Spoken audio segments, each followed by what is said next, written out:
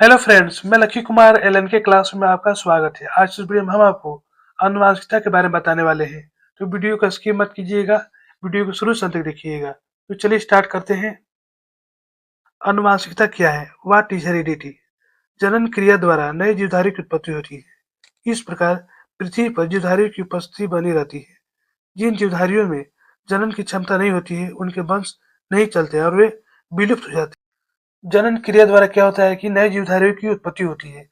यदि जनन क्रिया नहीं होगी तो क्या होगा कि नए जीव की उत्पत्ति नहीं होगी और उसका जो वंश जो है वो खत्म हो जाएगा, समाप्त हो जाएगा। इस क्रम में हम यह पाते हैं कि जीवधारी लैंगिक जनन कर सकते हैं। उनकी संतानें शारीरिक बनावट, रंग रूप, बुद्धि, प्रतिभा आदि में प्राय उनके जैसे होते हैं, यानी कि माता पिता के जैसे होते हैं। जैसे माता पिता का शारीरिक बनावट है, रंग रूप है, बुद्धि या प्रतिभा है, उसी के जैसे उनके संतान होते हैं।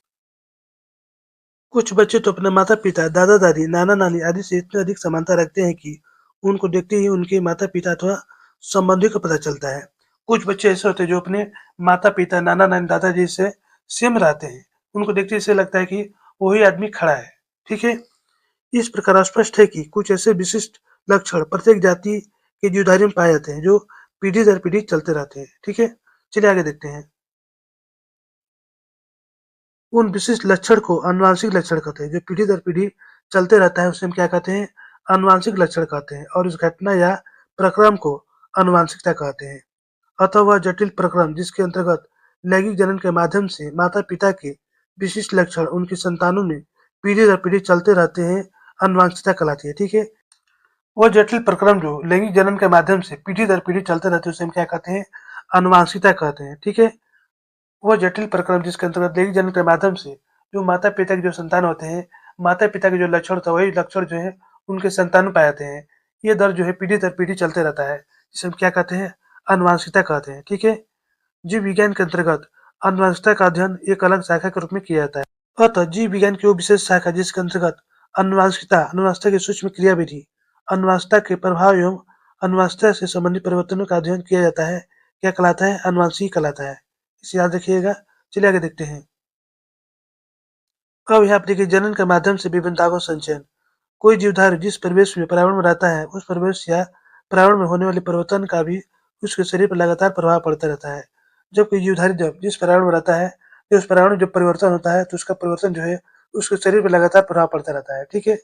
उन प्रभाव के कारण कभी कभी जीवधारी के शरीर में बहुत से परिवर्तन उत्पन्न हो जाते हैं, परंतु ये परिवर्तन प्राय अस्थायी नहीं होते हैं। ठीक है? वो जो परिवर्तन होते हैं प्राय अस्थायी नहीं होते हैं। दूसरी ओर यदि ध्यान से देखा जाए तो पता चलता है कि एक ही माता-पिता के सभी संतानें आपस में पूरी तरह समान नहीं होते हैं। एक ऐसा होता है कि जब माता-पिता के जो संतान होते हैं, उनके संतान उस प्रकार नहीं हो पाते हैं। इस प्रकार प्रत्येक पीढ़ी के जीवधारियों में अपनी पूर्ववर्ती पीढ़ी की जीवधारियों की अपेक्षा ढेर सारी विविधता उत्पन्न होती है। इस प्रकार क्या होता है कि प्रत्येक पीढ़ी की जो जीवधारी है, अपने पूर्ववर्ती पीढ़ी की जीवधारी की अपेक्षा ढेर सारी असमानताएं या विभिन्नताएं उत्पन्न होती रहती है। ये विभिन्नताएं मुख्यतः जनन संबंधी सूक्ष्म क्रियाओं और परिवर्तन के कारण उत्पन्न होती है। ठीक है? चलिए आगे देखते हैं। इस प्रकार धीरे-धीरे बहुत लंबे समय के बाद जुधारियों में बहुत सारी स्थायी जटिलता और विभिन्नता उत्पन्न होती है। इस प्रकार क्या होता है कि बहुत लंबे समय के बाद जो जीवधारी का जो स्वरूप रहता है उसमें बहुत ज़्यादा परिवर्तन आ जाता है।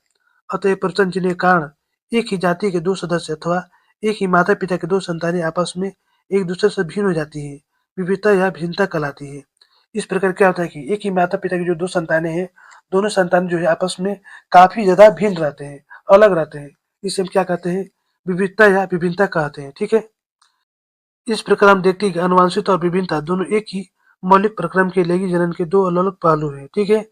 आनुवंशिकता मतलब क्या हो गया? जो पीढ़ी दर पीढ़ी चलते रहता है, उसे आनुवंशिकता कहते हैं।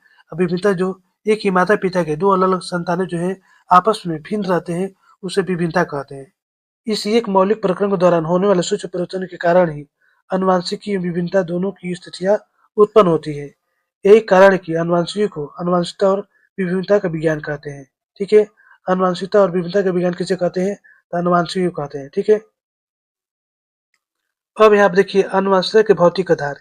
इसे अंग्रेजी में कहते हैं फिजिकल बेसिक ऑफ हेरिडिटी।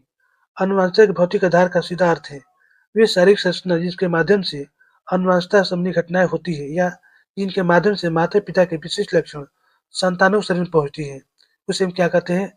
आनुवंशिकता का भौतिक आधार कहते हैं। ठीक है? जिनके माध्यम से क्या होता है कि माता-पिता के जो विशिष्ट लक्षण हैं, वो संतानों के शरीर में पहुँचती है, उसे हम आनुवंशिकता भौतिक आधार कहते हैं। इसे याद रखिएगा। आधुनिक अनुसंधान में प्रमाणित हो चुका है कि माता-पिता के शरीर में पाए जाने वाले विशिष्ट लक्षण 3 प्रकार की सूक्ष्म शारीरिक संरचनाओं के द्वारा लैंगिक जनन क्रिया के माध्यम से संतान शरीर में पहुँचाई जाती है। माता-पिता के शरीर में जो विशिष्ट लक्षण होते हैं, वो 3 प्रकार सूक्ष्म शारीरिक रचनाओं द्वारा लैंगिक जनन की संभोग क्रिया के द्वारा संतानों के शरीर में पहुँचाई जाती है।